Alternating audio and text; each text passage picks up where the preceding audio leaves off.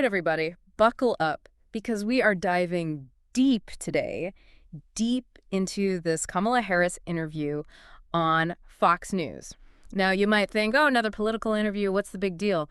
But trust me, this one's got He layers. really does. We're talking tactics, time games, you name it. So let's break it down.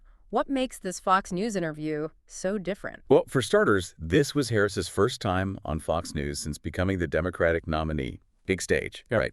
And they put her with Bret Baier. Baier, yeah, known for what, his no-holds-barred style? Exactly. He doesn't mess around. Yeah. Direct, to the point, and this interview is no different. But get this, before we even get into the questions, there's already drama. Harris rolls in 15 minutes late, icing the kicker, as Baier called it. Come on, that's got to be strategic, right? It's definitely interesting, especially since Baier points it out right off the bat. Like, he's calling it out. And remember, time was already an issue. Interview got chopped from 30 minutes to 20, then even shorter with the late start. Intentional or not, it put Harris in a tough spot from the get-go. Yeah, and with Baier's reputation, it's almost like he was relishing the challenge. He even said later that Harris was tough to redirect, even compared her to interviewing Obama. That's a huge statement.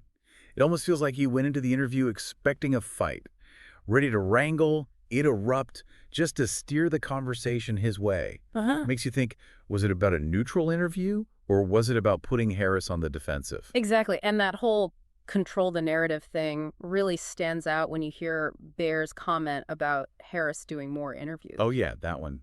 Maybe she should do more of these. What's he really saying? Right. Could be saying, hey, she's good under pressure, she can handle the heat. Or he's hinting at this, like, this perception of her, and these interviews just play into it, you know? Totally, because it's not just what you ask, it's how you ask it, the tone, the whole vibe, all of it sends a message. And let's not forget that image of Harris's team practically waving semaphore flags at the end there. Desperate to wrap it up like, show's over, time's up.